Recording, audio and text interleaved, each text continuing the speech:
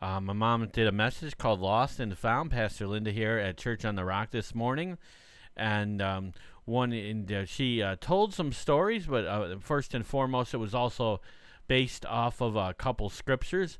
One found in Luke 15 with a parable of the lost sheep. When Jesus said to the disciples in the parable in Luke 15:3, suppose one of you, as 100 sheep, loses one of them. Doesn't he leave the 99 in the open country and go after the lost sheep until he finds it? And when he finds it, he joyfully puts it on his shoulders and goes home.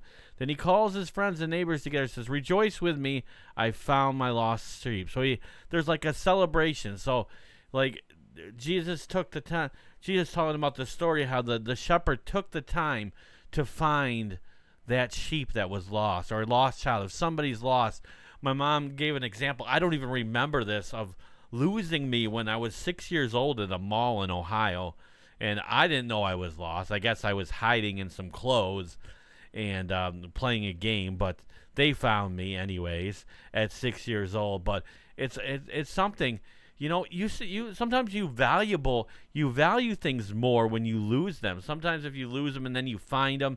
My mom also gave a couple examples of losing her contacts and finding them. One was when she worked at Sacred Melody Bookstore in Syracuse, and my dad came in, and they were amongst all the cassette tapes in the cassette tape area where she organized cassette tapes, and that was a crazy story as well. So then I also remember a story, basically, where our cat Raleigh, which was we loved Raleigh. My sister. Me and my sister, it was like one of our favorite cats of all time, if not our favorite cat of all time growing up. And one time we were taking the cat to the vet. My parents were taking it, and I was there. And I forgot it was in a cat box or something. Whatever he did, he got out of the cat box and ran like out into the bushes or into the area around there. And we couldn't find him. We're looking all over. We couldn't find Raleigh, and this was maybe a Friday and going into the weekend, and we thought that we lost him. I remember being so sad that whole weekend. But I think we were going to my grandma's house. Now, the vets was between Manlius and our house, which was just outside of Fayetteville. So we were going up that bridge, if you know that, on Route 5, and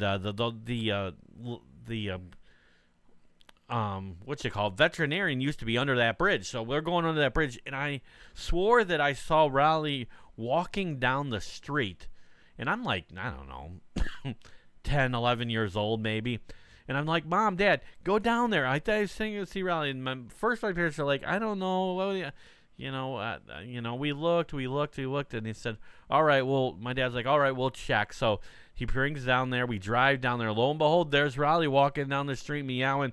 Apparently, he was stuck in the factory. There was a factory that was next to the place there, and next to the veterinarians, and he was there, and we found him. Oh, we were so excited, happy. I was so excited, and I couldn't believe, it was God that I was able to see him somehow as a 10-year-old kid, and that was just an awesome story. So my mom talked about how when somebody's lost, how awesome it is to be found, and how you might have a party or rejoice of the whole situation. God graciously seeks and saves the lost, it talks about in the Word of God. We were once lost, but now we're fine. It's like the song Amazing Grace. She mentioned that too, the song Amazing Grace. When we once were lost, but now we are found. God saved someone like us. So you put it all together, and all the collective message is clear that God is passionate about every one of us. He loves us so much, he wants a relationship with that one. Whether he has all 99, if there's one missing, he wants to find that one. About finding the one, God is passionate about it. That's remarkable when you think about it. God has a universe to run and stuff, galaxies to uphold, governments to rule, more than 7 billion people. Yet the Bible doesn't say the heavens rejoice over the cosmic mysteries, the universal realities. Instead, something glorious happens in heaven when one person who was separated from God in sin is restored to God's love. Is that not an awesome thing to think about tonight? I mean, what makes heaven so happy? When one was lost is now found. This one causes heaven angels in heaven to rejoice.